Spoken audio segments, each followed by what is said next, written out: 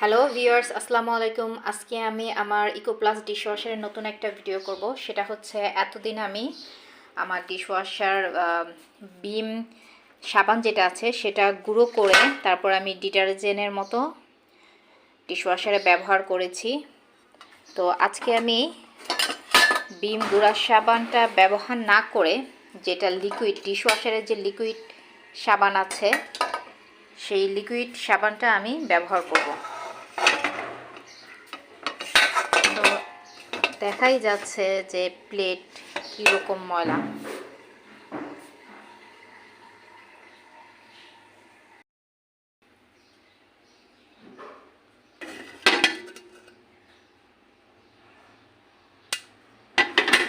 তো আজকে যেহেতু আমার পাতিলা এই পরিমাণটা একটু বেশি, তাই আমি টাইম ডিউরেশন 1 ঘন্টা 30 মিনিট করে দিব। কারণ প্রথমে বলেছি যে আমার পাতিলার সংখ্যা বেশি। লাইন গুঁড়ো সাবান ব্যবহার না করার একটা কারণ হচ্ছে এই যে যখন বিম লিকুইডের গুঁড়ো মানে বিম বার সাবানের গুঁড়ো করে ব্যবহার করা হয় তখন এই যে এরকম এগুলো জমে থাকে। সো ওই যে দেখতেই পাচ্ছেন যে এটার যে একটা অংশ সেগুলো কিন্তু জমে থাকে। এই জিনিসগুলো যাতে অ্যাভয়েড করা যায় এর জন্য আমি আজকে ট্রাই করব লিকুইড সাবান দিয়ে, মানে লিকুইড ডিশওয়াশার সাবান যেটা দিয়ে দেখব কেমন পরিষ্কার হয়। আমি এই যে হাফ চামচ পরিমাণ লিকুইড সাবান দিয়েছি।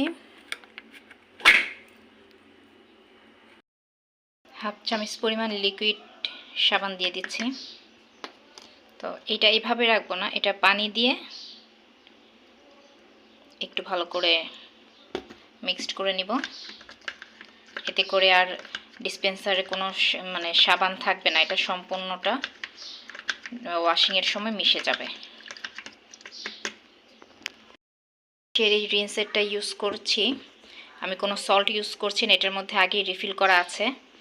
তো এই ক্ষেত্রে হবে কি যে আমার যে এসএস স্টিলের যে বাসনগুলো এটাতে শাইন কাজ করবে আর পানির কোনো দাগ থাকবে না।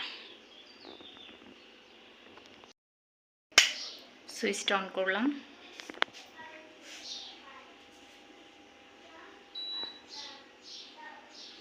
প্রোগ্রাম সিলেক্ট করব। যেহেতু আজকে পাতিলার পরিমাণটা একটু বেশি তাই আমি 1 ঘন্টা 30 মিনিট প্রোগ্রাম সিলেক্ট করলাম। শুরু হয়ে গেলাম। তো আমরা 1 ঘন্টা 30 মিনিট পর ফিরে আসব। ডিশওয়াশারের ভালো ড্রাইংয়ের জন্য 10 মিনিট আগেই এটা এরকম অনেকটা ওপেন হয়ে যাবে। তো 10 মিনিট পরে আমি সুইচটা বন্ধ করে দিব। তো তার আগে দেখি কেমন ক্লিন হয়েছে।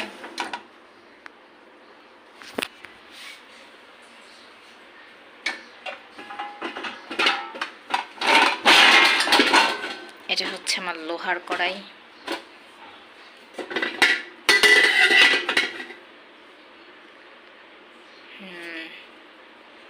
ভালো ক্লিন হয়েছে। ভাতের পাতিলাও একদম ভেতর থেকে সম্পূর্ণ ক্লিন হয়ে গেছে।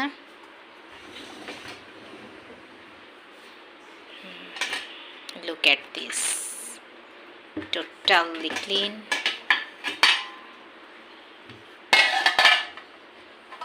Look at this brush, অনেকটাই ক্লিন হয়ে গেছে।